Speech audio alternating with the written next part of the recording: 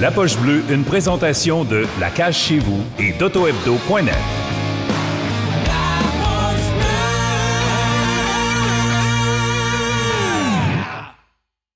Le Pager, comment est-ce qu'il va? Ouais, ça va bien. Salut Jean-Gabriel, content de te rencontrer. Salut. Merci moi aussi.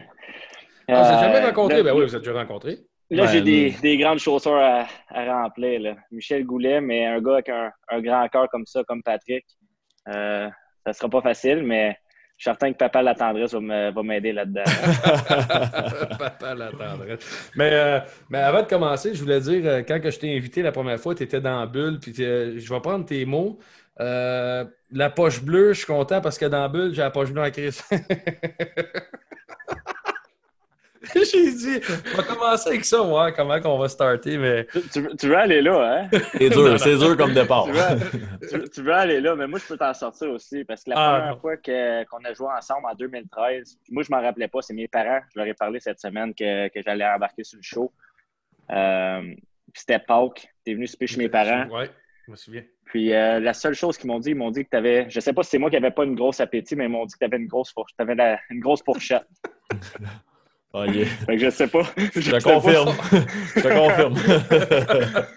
C'est parce que je venais de faire un gros training. Faut que tu comprennes, gars. J'avais faim. Il fallait que je me nourrisse. C'est de l'énergie, hein? C'est du fuel. Ouais, c'est ça. Comment est-ce que... Ben justement, on a parlé du texto que tu m'as envoyé dans la bulle. On a eu l'autre fois Sean Couturier, on a eu Pierre-Luc Dubois, mais vous autres, vous avez eu un push assez intéressant, les Islanders. C'était vraiment hâte de vous suivre. C'était comment, tu sais, on voyait vos affaires, vos team building un peu avec les tournois de ping-pong, ce qui se passait dans la bulle. C'était comment, justement, cette maudite bulle-là? Parce que c'était spécial. Je t'avoue que c'était difficile. C'était dur.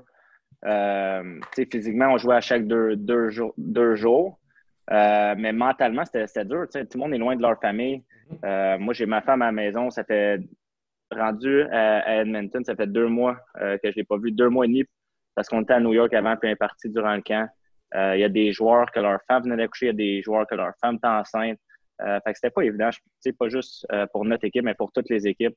Ça montre juste, je pense, la passion que les joueurs ont, puis la détermination que surtout les joueurs qui se sont rendus en finale de la Coupe, tous les sacrifices qu'ils ont fait pour se rendre là. Des fois, de l'extérieur, c'est le fun en tant que partisan, mais comme vous autres, vous avez joué la game, vous le savez, les sacrifices que les joueurs font des fois, pas tout le monde qui réalise ça. Puis, c'était une belle expérience. Pour moi, je pense que ça m'a vraiment avantagé. J'arrive dans une nouvelle équipe, je connais pas trop les gars. Quand je suis arrivé là-bas, j'ai joué 7 games. On a perdu 7 games. Le vibe, quand tu perds, c'est pas tout le temps le fun. J'arrive après ça à Toronto dans la bulle. Ça me permet d'apprendre à connaître les gars. Évidemment, là-bas, les activités, que ce soit la guerre des clans, les golf simulators, les tournois de ping-pong. Je suis un grand fan de ping-pong. Je pense que on a Max, vu ça sur Instagram. Ouais. Je pense que Max aussi... J'ai des amis qui m'ont dit que tu avais tout qu'un coup droit, que ton épaule, elle te sortait quasiment du socket quand tu sortais ton coup droit. J'ai un bon smash. Pas de revers, mais du côté droit de la table, là, je peux m'arranger. Mais non, mais en gros, je l'ai sorti vraiment une belle expérience. J'ai appris à connaître les gars. Je te dirais que les premières semaines, tu arrives, c'est comme un petit tournoi de hockey, ça te rappelle quand tu es jeune, puis tu voyages à gauche puis à droite. Mais quand tu arrives, ça fait 2 semaines et demie, là, tu commences à t'ennuyer de ta famille, tes proches, tes parents, tes amis. Il y en a qui ont des enfants. Ça doit être vraiment dur pour eux autres. Hein. À quel point c'est important, justement, on en parle souvent, l'esprit d'équipe, tout ça, mais pour un gars qui arrive d'une nouvelle organisation, même pour un vétéran, là, de passer des moments avec tes coéquipiers. Tu sais, là, c'est arrivé comme ça cette année, là, mais c'est gros quand même. Là. C'est tellement important, je pense que pas juste pour tous les joueurs, mais d'être ensemble, comme j'ai dit, ça nous a fait sentir un peu comme si on était en tournoi de hockey, on arrivait, tu voyais les autres équipes qui étaient là. Des fois, tu finissais tes games, il fallait te prendre l'ascenseur avec l'autre équipe, ce qui était un peu moins le fun des fois. Mais tu sais, au bout de la ligne, on joue au hockey sur la glace, ce qui se passe sur la glace, ça reste là. Puis on était tous dans le même bateau un peu. On voulait faire ce qu'on aimait, ce qui était jouer au hockey, puis essayer de gagner une Coupe cette année. Même pour les vétérans, ça a dû être, pour moi, ça m'a vraiment aidé à apprendre à connaître tous les joueurs, tous les systèmes, les entraîneurs.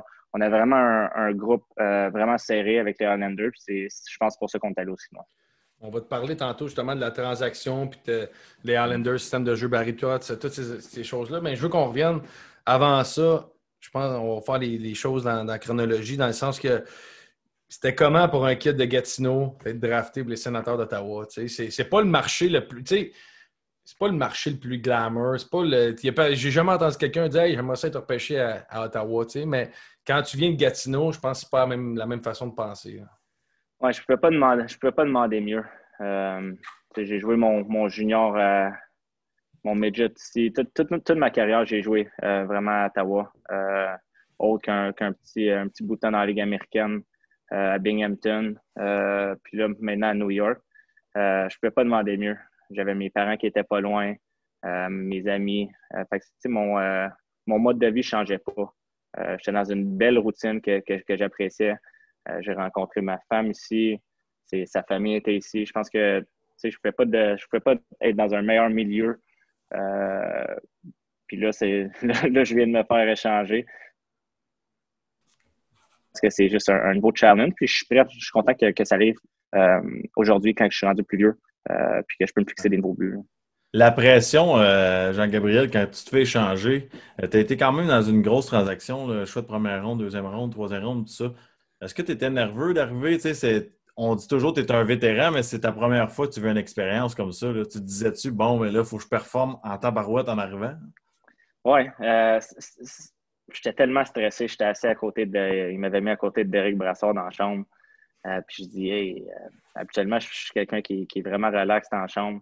Brass, je suis stressé en maudit. Puis il dit, voyons, calme-toi. Je dis, Brass, je suis stressé. Là, comme... je filais pas, quasiment que t'as les papillons dans le ventre, comme si c'était ton premier match, mais c'est une émotion qui est le fun à sentir. Tu veux bien faire, notamment tes nouveaux coéquipiers. Moi, ils viennent de m'échanger une grosse transaction, ils viennent de me signer un contrat pour les 6 prochaines années. Je veux montrer, pas juste à mes coéquipiers, faut que tu regagnes la confiance des entraîneurs, tu peux gagner la confiance des partisans. Tu veux prouver qu'ils ont fait une bonne chose de t'échanger d'un puis de te signer un contrat pour les 6 prochaines années. Tu veux gagner, tu veux donner de ton mieux. Fait que c'est certain qu'il y a une petite pression. Mais je pense que en tant que joueur de hockey, c'est le fun d'avoir cette petite pression-là. Quand tu le tournes en énergie, tu te dis, regarde, je vais donner tout ce que j'ai, puis faut pas avoir de regrets. Là. Puis ça, je l'ai vu, j'ai regardé tes matchs au début avec les Highlanders parce que moi, c'était pour moi. J'aimais ça, regarder ça, un gars qui a du caractère, qui joue bien, qui se concentre sur les petits détails au hockey. Tu arrives dans une équipe justement coachée par Barry Trotz, que tout est bâti sur le système, l'esprit d'équipe, tout ça. Puis si je me rappelle bien, il y a eu des mises en échec, tu as droppé les gars tout de suite au début, tu as tout fait justement pour être le montré à Ottawa. gars que tout le monde aime. Ouais. C'est pour ça que je voulais aller masser 5 minutes dans la boîte de punition parce que le système, je ne le connaissais pas trop au début. J'ai dit, si je suis le banc de punition, je ne ferai pas d'erreur. C'est une bonne stratégie, ça. J'aime ça. Mais quel impact Ottawa a eu pour toi dans le sens que, tu sais, avec les Sénateurs, tu étais un jeune joueur, mais tu as eu des Chris Neal, tu as eu des Chris Phillips, tu as eu Anderson, Craig Smith. T'en as eu des Mark Stone, t'en as eu des vétérans ou des gars qui ont un impact dans un vestiaire. Qu'est-ce que ces gars-là t'ont appris? Tu t'inclus pas là-dedans? Non, je suis humble. Mais non, pour vrai, j'ai été chanceux quand je suis arrivé à Ottawa. Daniel Alfredson, Chris Phillips, Chris Neal, c'est des gars qui ont pas mal tout vu. Des gars qui m'ont marqué, qui m'ont accueilli les bras tellement grands ouverts, qui m'ont aidé, qui m'ont accepté dans le groupe, qui prenaient du temps d'extra pour m'apprendre un peu tout. Ils m'ont assis même à côté de Chris Neal dans la chambre. Ils me donnaient vraiment des bons conseils, mais il y a une chose que je ne peux pas faire, c'est prendre sa poubelle. Avec lui, je ne sais pas si le monde le sait, mais dans une chambre de hockey, il y a une petite poubelle habituellement en 2-3 stalls. Puis lui, la poubelle est entre moi et lui. puis la poubelle, elle mettait entre ses jambes. Puis ça, des fois, je lançais mon morceau de tape dedans. Puis la première fois que j'ai lancé mon morceau de tape dedans, il m'a regardé, il m'a dit non, ça, c'est ma poubelle. Donc, celle-là, là-bas. Mais quand t'as quelqu'un qui est 2-3 fois ta grosseur qui dit ça, quand t'arrives dans la ligue, c'est bon. Mais tu sais, un gars que j'ai tellement de respect pour, je me suis entraîné avec tellement d'été en ligne, qui a tellement le cœur à la bonne place. Puis c'est pour ça qu'il a joué aussi longtemps et qu'il a une si belle carrière à Ottawa. Comme tantôt, on parlait un peu de ping-pong. Puis avec Chris Neal, c'est le seul que vraiment je laissais gagner le dernier match parce que sinon ça finissait plus. Il voulait tout le temps finir puis gagner. Il voulait en jouer un autre. Je le laissais tout le temps finir. À quel point, justement, là, un bon vétéran comme Chris Neal, on parle souvent des joueurs qui jouent un rôle dur, agitateur, puis ça, sont détestés partout dans la ligue, mais dans le vestiaire, c'est pas toujours les gars les plus respectés. Un gars comme Chris Neal, son impact dans ta carrière, côté valeur, côté apprendre à jouer de la bonne façon, à quel point c'est gros. Ouais. Pas juste sur la patinoire, mais hors glace aussi, comment avoir du respect dans ton environnement avec les trainers qui ont une grosse partie dans l'équipe que tu as besoin d'eux. Day in, day out.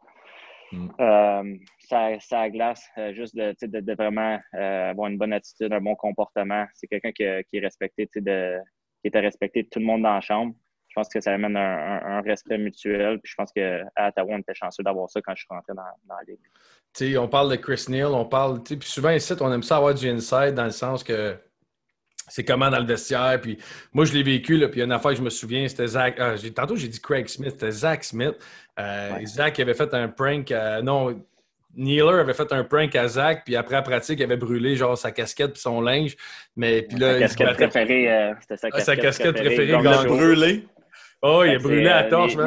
Nealer, man, il était bleu. Mais c'est quoi les pranks? Tu sais, Chris Neal, on le connaît, le tough guy, mais c'était quoi qu'il faisait, tu sais? Je n'ai vu, je te dirais, le pire que vous autres, vous n'avez vu au long de toute votre carrière, je suis certain. Le pire que j'ai vu de mon côté, ça a parti évidemment entre Chris Neal et Zach Smith. Chris Neal, ses amis, c'est la gang de Gong Show. Puis Chris Neal mettait tout le temps la même casquette. Finalement, c'était brûlé à la torche. Le lendemain, ils ont rentré Patrick Warkosh dans le prank. Il y a quelqu'un qui l'a pranké. Je ne sais pas, je me rappelle pas plus qui. C'était comme un triangle amoureux, comme à Occupation Double. Les trois, ils se prankaient.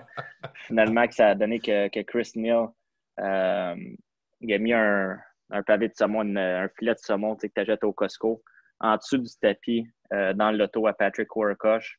Puis là, après 2 semaines et demie, commence à sentir jusqu'au point qu'il a amené son auto au garage. Puis ils ont dit, t'as un morceau de saumon en dessous de ton tapis. C'est plus long que je pensais. Je pensais pas 2 semaines et demie. C'est le pire que j'ai vu je te dirais, dans toute ma carrière. Le saumon, là, c'est comme Warkosh, c'est comme le bon gars qui dit rien. C'est le gars le plus silencieux. Lui, je pense qu'il avait fait sur la route, si je me rappelle bien. Il avait été dans la chambre à Chris Neal, puis il avait tourné toute sa chambre à l'envers. Dans le monde du hockey, on appelle ça le tornado. Il fait qu'il est rentré dans sa chambre, puis il a tourné sa chambre à l'envers. Mais moi, c'est le gars que je resterais le plus loin, c'est Chris Neal. Ah oui, la façon qu'il joue, puis tout ça, mais ça paraît que c'est un bon vétéran. Puis ça m'amène un peu là, du côté des Islanders. Tu sais, t'as des joueurs d'une certaine façon qui sont similaires. Là. Des gars d'énergie avec les Islanders, les Clutterbuck, les Matt Martin. Ces gars-là, à quel point c'est important pour votre équipe? Tu sais, le momentum, jouer défensivement, la robustesse. Tu l'as vécu à Ottawa. À quel point ça change la dynamique d'un groupe? On a vraiment une belle gang avec les Islanders. Puis je pense que c'est pour ça qu'on a eu autant de succès l'an dernier, en souhaitant qu'on a la même gang. Je te dirais que les 3 joueurs que tu as nommés, les Cizikas, Clutterbuck, Martin, qui jouent sur la même ligne, ces gars-là, c'est comme s'il y avait un cerveau sur la glace. L'énergie que ça l'amène, encore plus, je ne l'ai pas vécu, mais ça a l'air que quand il y a les partisans et que les 3 sont sur la glace, tu sens l'énergie qu'il y a sur la patinoire. Je pense que en tant que joueur, quand tu vois que tous les joueurs se défoncent comme ça, qui vont sacrifier leur corps pour l'équipe, pour toi, qui vont bloquer des shots, qui vont finir toute leur mise en échec. Je pense que ça t'amène juste une énergie. C'est dur à expliquer, mais c'est une énergie qui vient te chercher en dedans de toi qui vraiment qui te booste. Là. Qu'est-ce que les playoffs, on se souvient, là, à Ottawa, à Ottawa, pareil, là, vous avez vécu des moments exceptionnels. Moi, je faisais la couverture des sénateurs avec RDS, fait qu'on vous suivait beaucoup.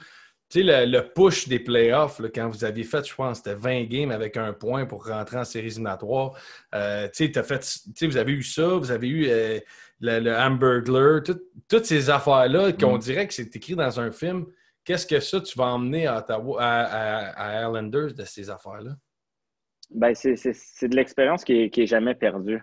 Je pense que des fois, ça tient sur une ficelle, ce qui peut changer une séquence de défaite ou une séquence de victoire. C'est vraiment dans la confiance de l'équipe. J'ai vraiment l'impression que aujourd'hui, avec le talent qu'il y a dans la Ligue nationale, puis comme les 10 dernières années, toutes les équipes peuvent battre n'importe qui. N'importe quelle équipe avec confiance peut vraiment partir sur un stretch puis gagner. Moi, c'était ma première année vraiment que je me suis établi. Je suis arrivé au bon temps, c'était l'année d'Hamburglar. Comme tu as dit, on a fait, je pense, c'était comme 20 games en ligne avec un point. C'était comme 18 victoires. Ça nous a fait une place en série. Fait que des fois, c'est un petit stretch comme ça qui peut vraiment t'aider dans le futur et qui peut montrer que c'est réalisable de gagner autant de matchs en ligne. Cette année-là, la finale de conférence contre Pittsburgh? Non. Non. C'est ça. C'est 2 ans après. Ouais. Avec Guy Boucher. Avec Guy Boucher, exactement. Okay. Quand tu arrives d'une nouvelle organisation comme les Islanders, puis là, ça m'intéresse vraiment. Là. Ben, tout m'intéresse, mais ça, c'est particulier. J'ai jamais vécu ça. C'est plus ça, je veux dire. Tu es échangé avec les Islanders, puis tu négocies un gros contrat tout de suite. Comment ça se déroule, les négociations avec une nouvelle équipe? À quel point tu te sens apprécié quand tu signes tout de suite un gros contrat? Moi, c'était toujours un an ou deux. Les restants. C'est dur à expliquer. Il y avait tellement d'émotions la journée que je me suis fait échanger. Dans ma tête, je m'étais mis en tête quand j'avais commencé avec les sénateurs que j'allais être un sénateur à vie. Puis évidemment, ça ne s'est pas arrivé. Mais la journée que je me suis fait échanger la veille, évidemment, on était en négociation. Je me rappelle, je vomissais tellement que j'étais stressé. Je vomissais pas à cause de l'alcool. Je faisais vraiment le stress le stress qui me faisait vomir. Mais je vomissais, j'étais stressé, je savais pas si ça allait être quoi la bonne décision. Je me fais échanger. C'est un nouveau chapitre, un nouveau challenge qui m'attend. Je connaissais quand même beaucoup de joueurs avec les Islanders. J'avais joué avec eux au championnat du monde. Je pense que c'était 6 joueurs au total que j'avais joué au championnat du monde l'année d'avant avec. Donc, je m'en allais pas une place vraiment inconnue. Je connaissais bien Beauvillier, puis Brassard, évidemment. Deux Québécois. J'arrive là-bas. Je me dis, entre ça, quand j'ai signé, mon agent m'appelle tout de suite après l'échange. Je dirais 25 minutes après l'échange, puis il me dit il aimerait ça de signer une extension de contrat. Wow. Si tu es intéressé. C'était quoi la première offre, si je peux me permettre? C'est la première offre que j'ai acceptée. C'est la première offre, ils sont rentrés avec ça? Ils sont rentrés avec ça. J'ai même pas négocié. J'ai dit on prend l'offre comme telle. Puis c'était au-delà même de mes attentes. Donc, je ne peux pas demander mieux. En tant que joueur, quand tu reçois un offre comme ça, que je ne voulais même pas aller relancer une contre-offre ou n'importe quoi. On prend ça. Je pense que c'est la confiance qu'ils m'ont mis dans les patins. Ça m'a vraiment aidé après ça à amener mon jeu pour les 7 matchs qu'on a perdus après. Non, c'est Lou Lamoriello. C'est fou, right? Chris, là. Ça, c'est Lou? Ouais. À quel point un gars comme Lou Lamoriello, justement, tu sais que t'as pas. Tu niaises pas avec. Là, t'as de la barbe, justement. Je pensais que tu allais te raser pour passer ici. Ouais. Je sais pas s'il regarde le show. Hein. On y a dit c'était à 10 mais non, c'est quelqu'un, évidemment, je pense qui amène un respect. Se raser la barbe, c'est pas se garder les cheveux propres, c'est pas quelque chose qui est bien dur comme moi. J'ai pas une grosse barbe forte. Mais c'est des petits détails, mais je pense que ça amène un côté professionnel qu'il veut amener. Mais si tu respectes toutes ces règles, de son côté, il prend tellement soin de ses joueurs, de leur famille, puis de leur entourage. Puis il a fait ça de la première journée que je suis arrivé. Je me suis rasé à la barbe pour être de son côté. Puis la journée d'après, on avait le dad strip. Il a réussi à faire flyer mon père, puis l'amener avec les autres pères pour le voyage. Wow. Donc, ça montre juste la classe qu'il y a. Là. As-tu fait raser ton père? Mon père s'était rasé, il avait peur. Je pense qu'il avait plus peur. Ton père s'est rasé que moi, j'avais peur. Mais justement, tu parles de ce dad trips-là, ça me fait penser à ta relation avec Brass, puis la relation des pères aussi. Là, on l'a vu dans l'image, là, c'est assez exceptionnel, là, la relation que vous avez. Parle-moi de... Tu en as parlé un peu tantôt, mais tu rentres dans un vestiaire, puis pour les gens qui ne connaissent pas Brass, là, c'est comme le meilleur gars sur Terre, là, qui ne veut pas de mal à personne, qui veut aider tout le monde. Puis, moi, j'ai joué avec à Drummond, mais pour toi, quoi l'impact que Brass a eu? Oui, d'un, ça m'a... je pense que ça m'a enlevé le stress juste pour mon premier match. Qu'il soit assis à côté de moi, qui fait répondre à toutes mes questions, à toutes mes inquiétudes. Mm-hmm. Je trouve que c'est vraiment une belle histoire qu'on a eue. Nos parents étaient chums, qu'on joue à Ottawa ensemble, que lui se fasse échanger, qu'il ait son propre parcours, puis que nos deux chemins se recroisent encore. Brass, tu l'as dit, c'est quelqu'un qui était apprécié de tout le monde, puis que moi, j'ai tout le temps apprécié aussi. Puis on était super de bons chums, on va tout le temps l'être. Il a même habité chez nous durant le temps du COVID qu'on était pris chez nous. Il a habité chez nous. Là, je l'ai mis dehors. Là. Ah ouais, je l'ai mis dehors. Je l'ai renvoyé à Montréal, mais... On t'a assez vu.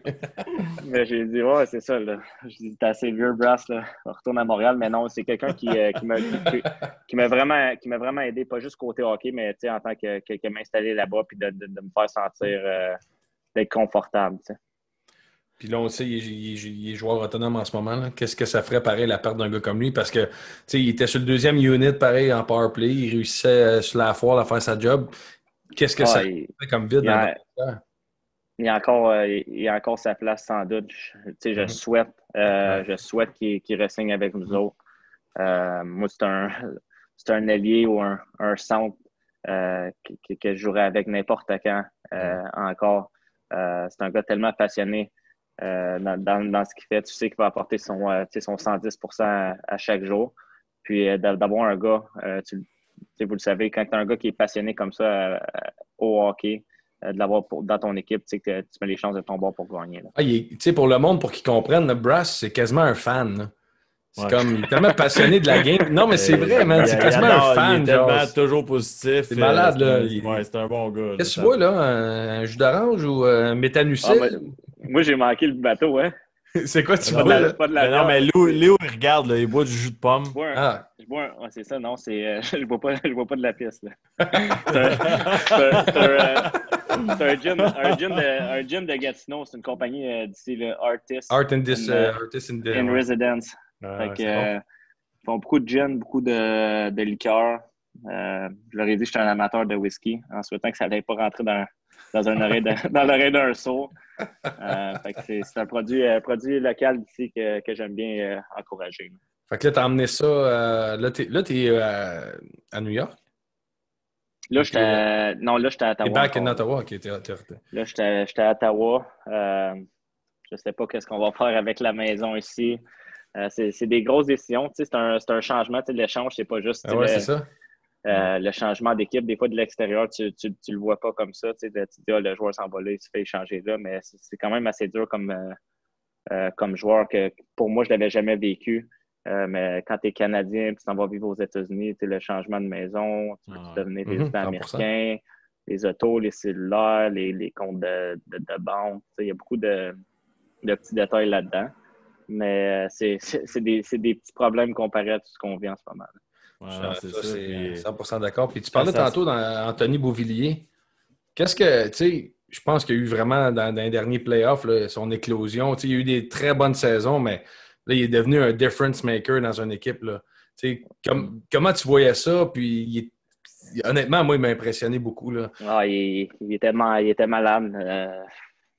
Écoute, j'ai réalisé que quand tu joues contre les équipes, tu ne réalises pas à quel point que les joueurs sont bons dans cette équipe-là. Ouais. Que je joue contre... quand je jouais contre toi, mettons, j'ai pas réalisé à quel point tu étais bon avant que tu joues avec moi. T'sais. Okay. Yes. Je pensais que tu me parlais. Moi aussi, je pensais. J'ai dit, quand j'ai joué avec toi, OK, mon rêve est arrêté là. Je voyais Guy sur mon écran. Là. Yes. Yes. Continue. Lâche-les. Sérieusement, lâche-les pas, c'est bon. Lâche pas, ça fait du bien. Mais non, c'est ça, tu réalises pas à quel point que tous les joueurs sont bons dans l'équipe que tu arrives. Puis Anthony a fait un job tellement extraordinaire pour nous autres dans les séries, des gros buts. Juste l'intensité qu'il amenait match après match. Je voyais juste la détermination. C'est un winner, puis tu l'as vraiment vu. Puis avoir un gars comme ça avec nous autres, on est chanceux de l'avoir en souhaitant qu'il vienne sur le show. Il faudrait que je l'amène sur le show. Hein? Ouais, ça s'en vient, peut-être. Max de Scoop, il n'y a pas un scoop là-dessus, Max de Scoop? C'est quoi le scoop que tu veux, Guillaume? Là? Beauvillier, ça en vient-tu bientôt? C'est quoi le scoop que tu veux? Tu veux que je le dise? Oui, dis-le, on l'annonce à soir. Là. OK, il va être là la semaine prochaine. Ah là-bas! Encore moi qui se met dans... Encore Max qui ne peut plus nous canceller. Mais c'est drôle parce que... Vous lui demanderez s'il se met du tape, c'est simple. Je pense que... Hey, inquiète-toi pas, je vais t'appeler avant. Ça combine à le pic un peu. Mais c'est drôle parce que la première fois que je l'ai appelé, je disais « Hey, Beauville, viendrais-tu sur le show? » Là, il est comme « Ouais, je joue encore. » Puis il dit « Avec Lou, je sais pas, je veux pas me mettre dans le trouble. » Puis... Fait que là, je suis comme, ouais, mais Pager vient la semaine d'avant. Fait que là, il est comme, ouais, là, il n'y avait plus que trop d'arguments. Fait qu'il dit, OK, je vais être là la semaine d'après. Fait que tu nous as sauvé, Pager. Tu m'appelleras. Ah non, c'est sûr, je t'appelle, je vais avoir des scoops sur lui, on va le pogner, là. Et, ça va être bon, man. Son coup droit, il doit être comme Max un peu, là. Moi, j'ai juste un coup droit. Il a le même coup droit que toi, je pense. Il met tout en arrière, là. Des lasers à ça du filet, là. Mais là, Guillaume, on est rendu avec un tournoi de poche avec un tournoi de ping-pong. C'est ça qu'on va faire? Là? On n'a pas de quoi, nous autres. La poche. Tournoi de poche à Robertval, c'est ça? Ça sera pas un tournoi de 13 up, 13 down. Hein? Oh, ça, c'est... J'ai appris à la dure. Moi, j'ai entendu... Ça, c'est Burroughs. Attends, 100%, c'est Burroughs qui t'a dit ça. J'ai même pas besoin. Moi, j'ai entendu que quand tu étais sur la table, j'aurais aimé ça jouer avec toi, mettons. Les gars pensent qu'ils m'ont fait les poches à 13 up, 13 down. Hey, expliquez c'est quoi 13 up, 13 down pour les gens. Hey, regarde, puis pour moi aussi. Regarde les suits à Alex Burroughs. Penses-tu qu'il a gagné bien de l'argent aux cartes, là? Sérieusement, là. Ah non. J'ai amené des cravates de mon père, justement, là, quand il arrivait à l'aréna. Il y a encore les cravates, là, tu sais, larges de même. Là. C'est jusqu'en bas. Ah, ça, c'est un gars que j'ai vraiment eu du fun aussi à jouer avec. C'est un autre vétéran, comme vous dites, mais un gars qui était apprécié de tout le monde, qui a le cœur à bonne place. Oh, ouais. Puis qui est encore un ami aujourd'hui. Un gars qui aime ça rire, mais que quand ça arrive à jouer, tu sais qu'il va tout donner. Là. C'est clair. Quel joueur, on vient un moment dans notre carrière, tu es rendu à un statut aujourd'hui, tu as signé un contrat très intéressant pour le futur, mais il reste que on a toujours un petit côté enfant. C'est qui le joueur que tu regardes? Tu sais, c'est qui est pareil dans la ligue que tu dis, ce gars-là, je vais être comme lui, ou c'est comme... Je sais pas si tu comprends, je veux dire. Tu as beau avoir un statut, peu importe lequel, il y a toujours quelqu'un qui t'impressionne. Je te dirais, quand je suis arrivé dans la ligue, en venant de Gatineau, j'ai tout le temps regardé Daniel Brière un peu comme un modèle. Après ça, un idole un peu dans l'enfance. J'avais tout le temps Pavel Datsyuk. J'ai eu la chance de jouer contre quand j'ai commencé. Puis aujourd'hui, je te dirais, il y a tellement de joueurs comme talentueux. Je te dirais, quand je joue contre un McDavid, un McKinnon, les Crosby, c'est tout le temps. C'est toujours quelque chose qui est spécial. C'est des joueurs de centre, c'est des joueurs que j'ai la chance de prendre des mises au jeu contre. j'ai tout le temps souvent une petite étiquette de joueur défensif. Donc, j'ai souvent la chance de jouer contre eux ou jouer en désavantage numérique. C'est toujours spécial de prendre des mises au jeu contre eux. Puis d'en rapporter à l'occasion. Des fois, j'ai le goût de me taper dans le dos. Hey, good job. T'es capable, 53%.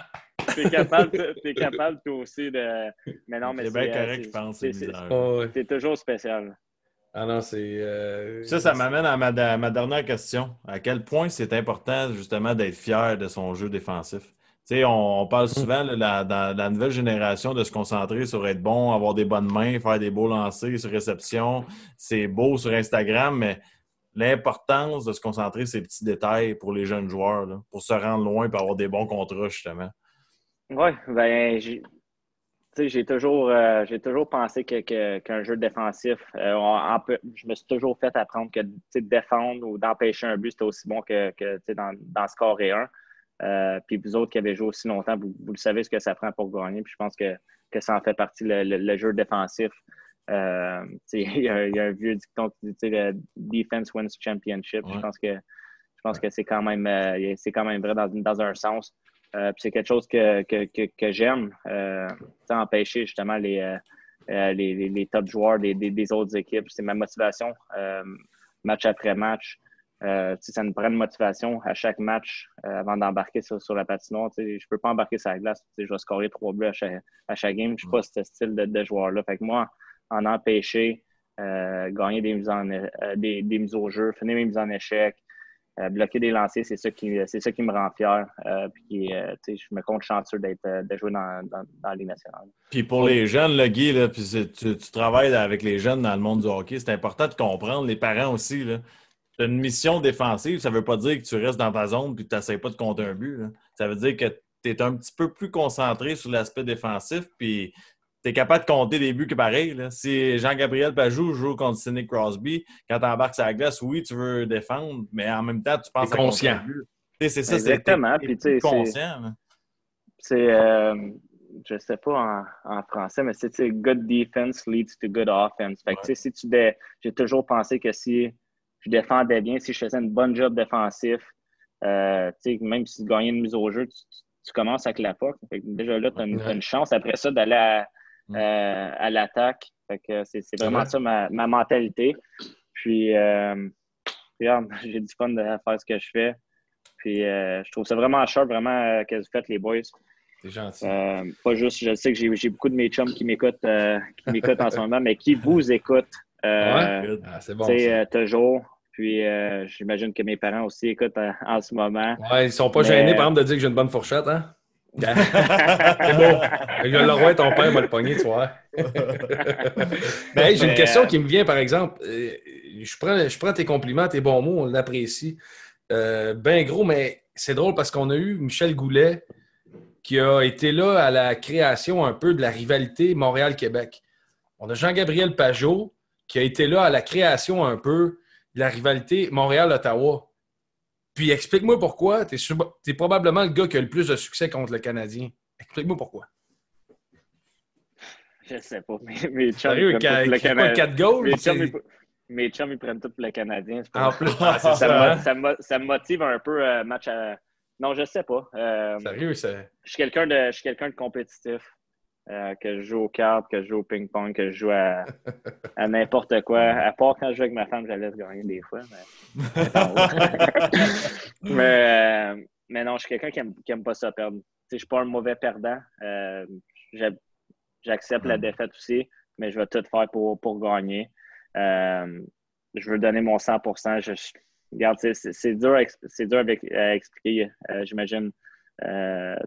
Pour vous deux, vous avez des équipes aussi que vous aviez eu plus de succès contre durant la saison dans les séries.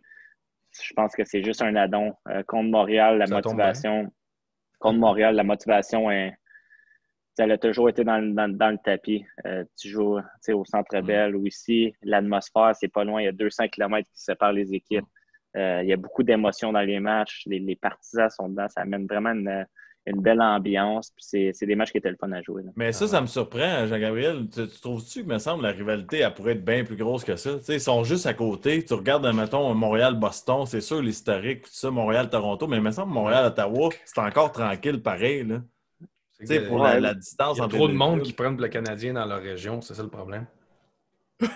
En ce moment... Mais c'est vrai pareil. En ce Oui, moment, tu il y en penses? avait beaucoup. Je te dirais qu'il y avait au moins 60% des estrades qui étaient remplies par les partisans des Canadiens. Sans rien enlever aux partisans des sénateurs qui étaient excellents durant toutes les séries puis qui nous ont aidés à nous rendre en série aussi. J'imagine que on a eu 2 séries contre le Canadien. C'est 2013 puis 2015, si je ne me trompe pas. En 2 ans, on a rejoué contre le Canadien. Puis je pense que ça a amené une petite rivalité. Des fois, c'est pas toujours d'entendre la rivalité médiatique ou entre les partisans, mais je le sais qu'entre les joueurs, il y avait une bonne adversité. Mais après, on va aller à petite vite après, mais ça m'amène à une autre question. Comment est-ce qu'on se sent quand on est toujours dans le plus petit marché de la rivalité? Puis ma question est dans le sens, à Montréal, à Ottawa, tu étais à rivalité contre les Canadiens, que c'est le gros marché Original Six. Là, tu es avec les Islanders, puis la rivalité avec les Rangers, qui est le gros Original Six. Tu es toujours, on dirait, du côté du underdog. Là. Comment...